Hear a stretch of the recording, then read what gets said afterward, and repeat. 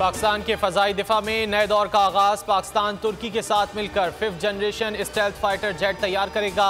खान तैयारा 2030 में पाक फ़ज़ाई बेड़े में शामिल होगा। तैयारे की ज़्यादा से ज़्यादा रफ्तार 1.8 मैक जबकि कॉम्बैट रेंज 1100 किलोमीटर होगी। क्रूज़ मिसाइल भी नस्ब होंगे।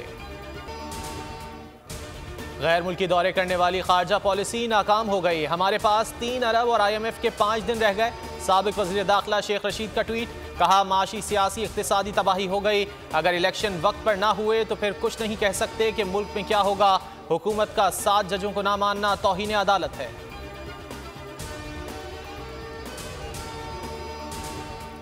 पाकिस्तान ने मोदी और जो बाइडन का मुश्तरका बयान मुस्तरद कर दिया। भारत को जदीद टेक्नोलॉजी की मुंतकली पर इजहार तशवीश भी किया।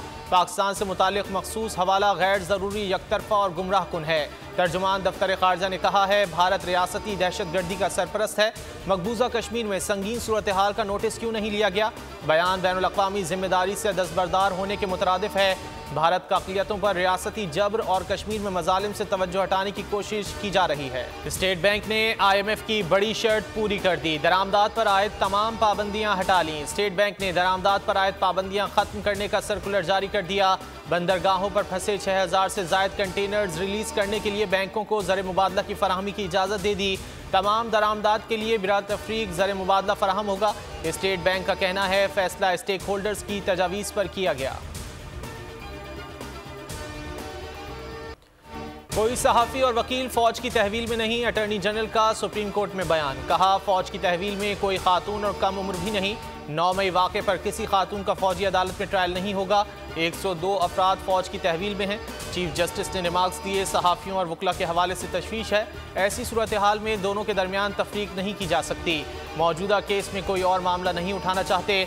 समाअत पीर तक मुलतवी। वज़ीर आला बलोचिस्तान के कोऑर्डिनेटर्स का जिना हाउस का दौरा। वफ़द की 9 मई के वाक़े की शदीद अल्फाज में मजम्मत, कहा बलोच बिरादरी की जानिब से पाक फौज से इज़हार यकजहती करते हैं।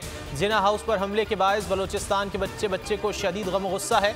मुल्क दुश्मन अनासिर को कानून के कटहरे में देखना चाहते हैं। उधर खैबर पख्तूनख्वा तीमर गिराह में 9 मई को शरपसंदों की जानिब से जलाया गया frontier core public school and college दोबारा फाल। कॉलेज की बहाली पर तलबा में खुशी की लहर दौड़ गई।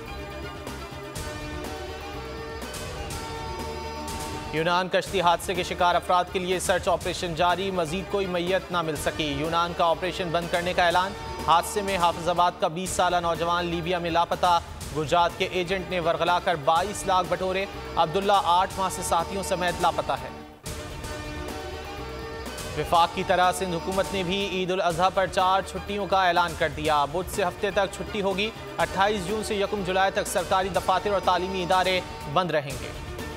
मुल्क में बिजली का शॉर्टफॉल 6000 मेगावाट से जायद हो गया। कराची के मुख्तलिफ इलाकों में तवील लोड शेडिंग। बाज़ शहरों में लोड शेडिंग का दौरानिया 15 घंटे तक जा पहुंचा।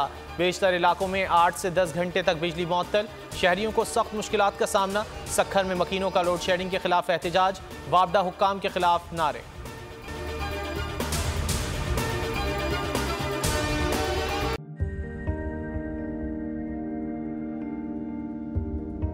कैसे कैसे सितारे डूब गए, खूबसूरत नजारे डूब गए, ख्वाबों के सभी किनारे छूट गए, गमजदा दुख के मारे डूब गए। कितनी मुश्किल का सामना है यहां, कितने लोगों के प्यारे डूब गए। आओ मिलकर करें मदद सबकी, जिनके सारे सहारे डूब गए। आजमाइश में मिलकर एक हुए, नफरतों के इशारे डूब गए। कितने प्यारे हमारे डूब गए। कौमी सानहे की सूरत हाल से लम्हा बलम्हा बोल रखेगा बाखबर।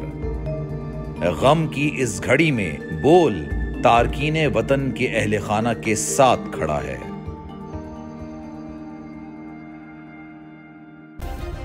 सब्सक्राइब करें और बेल दबाएं ताकि कोई खबर रह न जाए।